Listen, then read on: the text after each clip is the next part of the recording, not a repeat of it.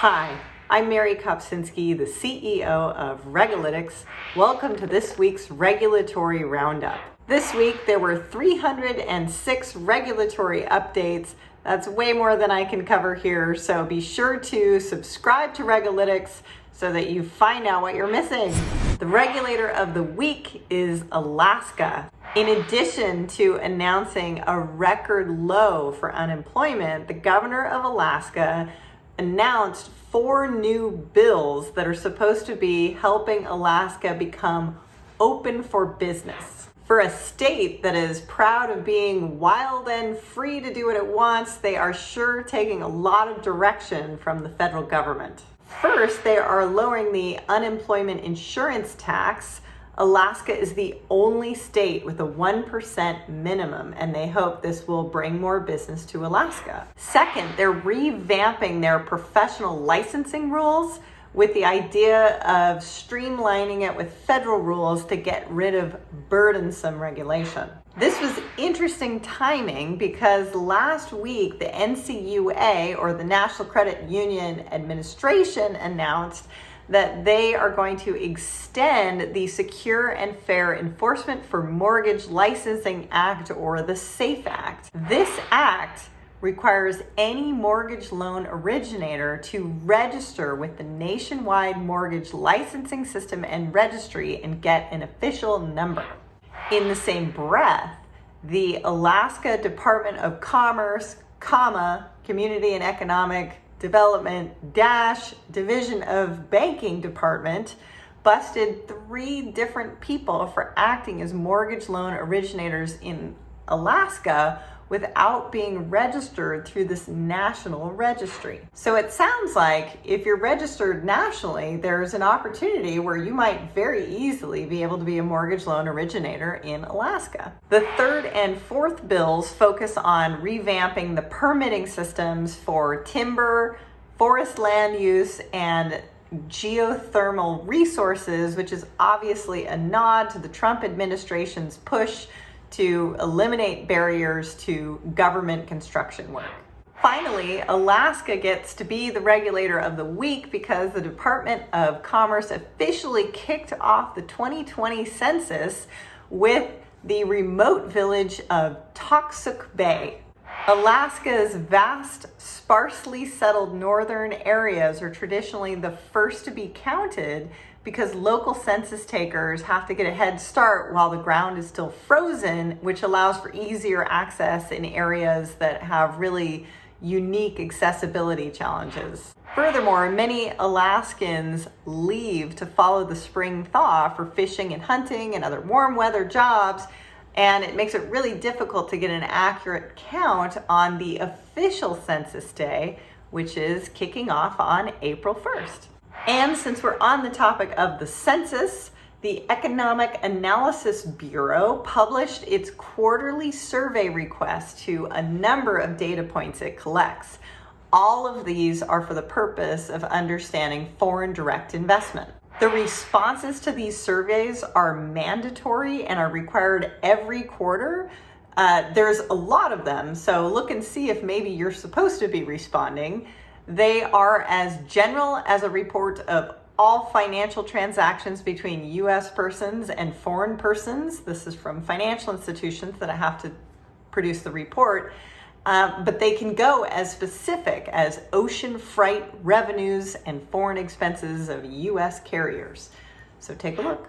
And since we are on the topic of data collection and studies, I want to throw in there an interesting study that came out of the CFPB. Reminder, the CFPB was created to support Main Street relative to Wall Street. One regulation that came out of the civil rights movement of the 60s and 70s was the Community Reinvestment Act. It's essentially a rule that requires banks to identify if their lending patterns match the demographics of the community in which they're lending. The agencies under the Trump administration have recently announced that they are going to be modernizing the CRA, which is making some people nervous as the standards could be loosened to allow for discrimination in lending.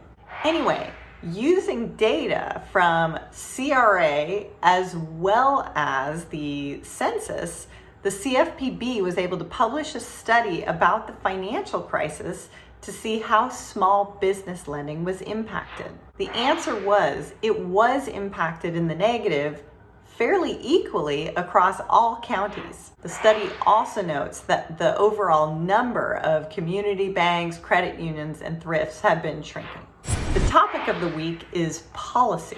Governmental bodies communicate policies in a lot of ways, sometimes by enacting rules, sometimes by fines, sometimes by clarifications, and sometimes by official statements on policy. There were a lot of interesting policy and strategy signals this week, both on the federal and the state level. From the states, Rhode Island, Idaho, and North Carolina all had some really interesting shifts in policy. Rhode Island decided that their pension fund would no longer invest in companies that manufacture assault-style weapons for civilian use or operate private for-profit prisons. Idaho, in contrast to their recent push to deregulate the state, has just announced an executive order that is establishing an 8-week paid family leave for executive branch employees. The North Carolina Department of Insurance has released its 2019 end-of-the-year report for its captive insurance program. Captive insurance is a form of insurance through which a business can form its own insurance company to insure its own risks. The conclusion of the report is that North Carolina is an attractive home for new captive insurance companies. On the federal level, there were lots of interesting signals, from a speech by Commerce Secretary Wilbur Ross on the space race to the OCC asking for comments essentially on its own customer service. The SEC issued a report on credit rating agencies, observing all of the positive changes that had happened with SEC's increased oversight. And there was a lot regarding derivatives. The CFTC recommitted itself to ensure the derivatives market would work for American agriculture, and they pushed people to go to the Kansas State University's AgCon 2020 conference. The joint regulators issued a standardized approach for calculating exposures on derivatives contracts, and the SEC is revising its rules around the use of derivatives for registered investment companies. The Senate, via the minority party, is pushing Freddie and Fannie to provide more color on the increase in private equity investment and ownership of manufactured housing communities. The Committee on Banking, Housing, and Urban Affairs is concerned about the troubling trend of rent increases and resident displacement in many of these communities.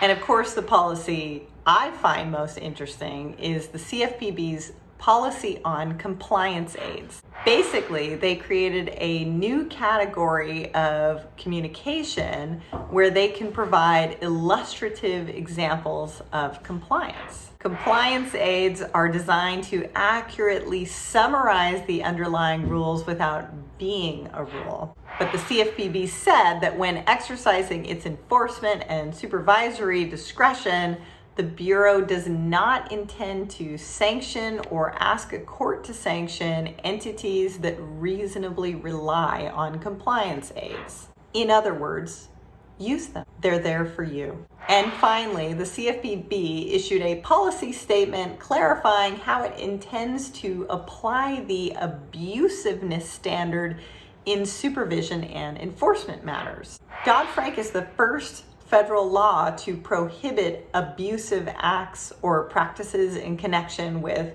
consumer financial products. But for over a decade, there has been no clear definition for abusiveness, so now there is. Go read it. For those of you following fines or energy tax credits, the SEC charged a California couple for a $1 billion Ponzi scheme involving alternative energy tax credits. They promise investors tax credits, lease payments, and profits from the operation of mobile solar generators, but most of them were never manufactured, and the vast majority of the purported revenue that was paid to the investors, in fact, came from later investors. The couple spent $140 million of the investor money to fund their lavish lifestyle, which included 150 luxury and sports cars, dozens of properties, and a share in a private jet service. And if fines and energy isn't sexy enough, how about securities fines for recreational cannabis companies? Man, I love my job. The SEC busted two guys for a scheme that defrauded investors who thought they were purchasing interests in a Washington licensed recreational cannabis company. In addition to a number of paperwork fails, a Ponzi scheme, there of course was the very cliche purchase of a yacht. Why is it always a yacht? For those of you following LIBOR, the Alternative Reference Rate Committee, or ARRC, released two things of note. First, spread adjustment methodologies for cash products referencing US dollar LIBOR. And second, recommendations for interdealer cross-currency basis swaps. So if you're on site at one of the big dogs, make sure you understand the guidance and what it means. For those of you following crypto, the California Department of Business Oversight busted a company for claims that it was an investment management company with no known address and purported to be a full-featured spot trading platform for cryptocurrencies, including Bitcoin. Also, some of you have been following Box Exchange's attempt to create the Boston Security Token Exchange. I've certainly been covering it here for the past couple weeks. We've moved on. The SEC is now ordering proceedings, and we should know pretty soon if it's going to fly. For those of you following cyber, it was an interesting week. The SEC Office of Compliance Inspections and Examinations today issued exam observations related to cybersecurity and operational resiliency practices taken by market participants. So read that because it's going to become the minimum bar that your organization should be hitting. The Office of Cybersecurity and Critical Infrastructure Protection, part of Treasury, has proposed a new information collection to better understand cybersecurity risk to U.S. financial services sector and financial services critical infrastructure. It's still in the comment period, so take a look and see if they're expecting a response from you and let them know if it's duplicative to something else you're already producing. And finally, the IRS is looking for individuals with experience in areas such as tax administration, cybersecurity and information security, tax software development, tax prep, payroll, and tax financial product processing systems management and improvement, implementation of customer service initiatives, public administration, and consumer advocacy to be considered for selection as members of the Electronic Tax Administration Advisory Committee. Just think right now of anyone you know with a single one of those skills, and especially if they are a diverse candidate, nominate them. Why not? That's it this week for RegAlytics US Alerts. Join us every Wednesday morning for the quick version on LinkedIn or the longer version on YouTube.